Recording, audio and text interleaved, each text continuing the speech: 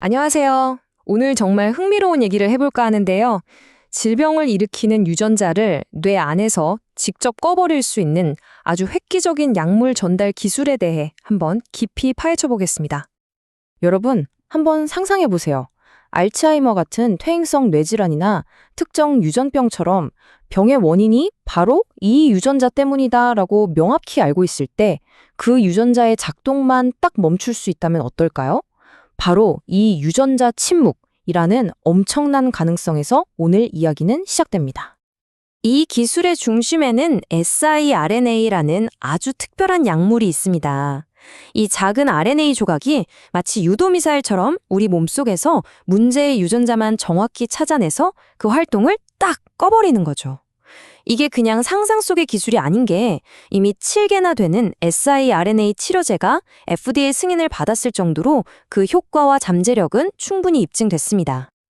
그런데 말이죠, 이렇게 강력한 무기에도 한 가지 아주 치명적인 약점이 있었습니다. 바로 이 약물을 우리가 정말 원하는 곳, 특히 우리 몸의 사령부라고 할 수 있는 뇌까지 안전하게 배달하는 문제였어요. 네, 이 강력한 약물 앞을 딱 가로막고 있는 거대한 장벽이 있었는데요. 그 경비병의 정체가 뭔지 한번 자세히 들여다보겠습니다. 우리 뇌는요, 정말 철통 같은 경호 시스템을 갖추고 있어요. 바로 혈내 장벽, 영어로는 BBB라고 부르는 건데요. 이 장벽이 외부의 위험한 물질로부터 뇌를 완벽하게 보호해주지만 안타깝게도 우리가 보내고 싶은 siRNA 같은 좋은 약물까지도 외부 침입자로 간주해서 철저하게 막아버린다는 게 문제였죠. 사실 다른 장기, 예를 들어 간 같은 곳은 이미 공략법이 있었습니다. 갈 NAC라는 일종의 열쇠를 약물에 달아주면 간세포가 문을 활짝 열어줬거든요. 실제로 FDA 승인받은 약물 중 4개가 이 방식을 써요. 하지만 뇌로 가는 문은 정말 꿈쩍도 하지 않고 굳게 닫혀 있었던 겁니다. 자, 그런데 과학자들이 누굽니까? 이 난공불락의 요새를 뚫을 정말 기가 막힌 아이디어를 내놓습니다. 핵심 아이디어는 바로 혈내장벽에 원래부터 존재하던 IGF-1R이라는 일종의 비밀 통로를 이용하는 거였어요. 이 통로를 열 수 있는 열쇠, 즉 항체를 만들어서 셔틀처럼 쓰고 그 뒤에 약물을 몰래 실어서 함께 장벽을 통과하자는 거죠. 이 놀라운 연구는 미국의 아이오니스와 바로 한국의 ABL 바이오가 힘을 합쳐서 해낸 겁니다. 그래서 이걸 분자 트로이 목마라고 부르는데요. 그리스 군인들이 목마 안에 숨어서 성벽을 뚫었던 것처럼 말이죠. 그럼 이 똑똑한 트로이 목마가 어떻게 만들어졌는지 그 설계도를 한번 살펴보겠습니다. 자, 지금 보시는 이 그림이 바로 그 트로이 목마, 클론 FHPRT입니다.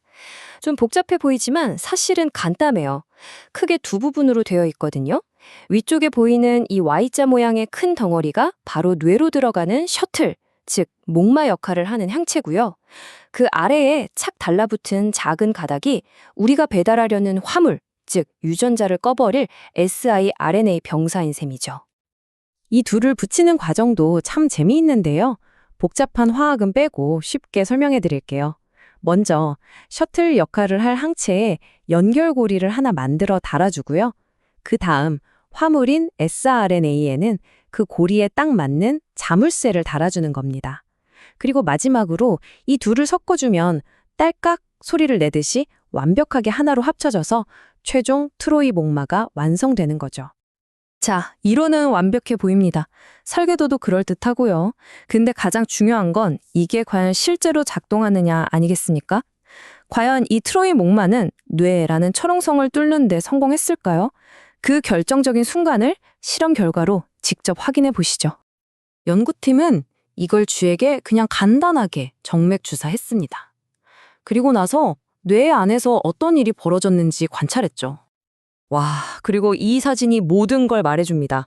왼쪽을 보세요. 이게 일반 항체거든요. 혈뇌 장벽에 막혀서 뇌 속으로 거의 들어가지 못하니까 뇌 조직이 어둡죠. 그런데 오른쪽, 우리가 만든 클론 F 셔틀은 어떻습니까?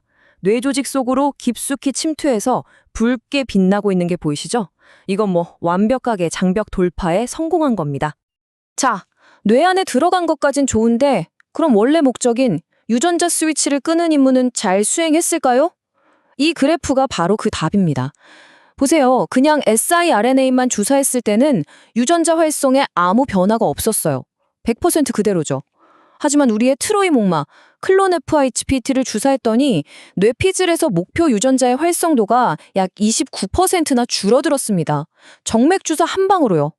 이건 정말 대단한 결과입니다. 그런데 이야기는 여기서 끝나지 않습니다. 연구팀이 뇌만 본 게 아니었거든요. 혹시 다른 전기들은 어떨까 하고 살펴봤는데 여기서 정말 뜻밖의 대박이 터집니다. 이 표를 한번 보세요. 정말 놀랍지 않나요? 기존 방법으로는 어림도 없거나 효과가 미미했던 근육, 심장, 간 같은 주요 장기들에서도 이 클론 FHPRT가 훨씬 더 강력한 유전자 억제 효과를 보인 겁니다. 특히 약물 전달이 어렵기로 악명 높은 심장에서 이런 효과가 나타났다는 건 이건 정말 게임 체인저가 될 수도 있다는 뜻이거든요. 그리고 그 중에서도 가장 놀라운 수치는 바로 이겁니다. 간에서는요, 이 새로운 전달 시스템을 썼더니 약물이 쌓이는 양이 무려 170배나 증가했습니다. 17배도 아니고 170배요. 이건 그냥 뇌만 타겟하는 기술이 아니라 온몸 구석구석 약을 보낼 수 있는 엄청난 가능성을 보여주는 거죠. 그렇다면 이 기술의 발견이 우리 미래의 의학에 어떤 의미를 가질까요? 이건 그냥 신약 하나가 더 나온 수준의 이야기가 아닙니다. 실제로 연구를 진행한 저자들도 논문에서 이렇게 강조했습니다. 이 결과가 중추신경계, 즉 뇌와 척수로 다양한 종류의 약물을 보낼 수 있는 완전히 새로운 길을 열었다고요. 스스로도 이 연구의 파급력을 아주 잘 알고 있는 거죠. 이 기술이 정말 위대한 이유는요, 이게 단 하나의 약이 아니라 다양한 화물을 실어 나를 수 있는 플랫폼 기술이기 때문입니다. 생각해보세요. 좋은 트럭이 한 대 있으면 거기에 어떤 짐을 실느냐에 따라 용도가 무궁무진해지잖아요? 이것도 마찬가지예요. 셔틀에 어떤 약물을 실느냐에 따라 알츠하이머 같은 뇌질환부터 유전성 근육병, 특정 암, 그리고 뇌와 몸 전체를 동시에 치료해야 하는 복잡한 질병까지 정복할 수 있는 문이 활짝 열리는 겁니다. 단 한 번의 주사로 뇌는 물론이고 온몸 구석구석에 필요한 유전자 치료제를 정확히 전달하는 시대. 오늘 우리가 본 이 기술은 어쩌면 그 미래로 가는 가장 중요한 첫걸음일지도 모릅니다. 여러분은 이 기술이 어떤 미래를 가져올 거라고 생각하시나요?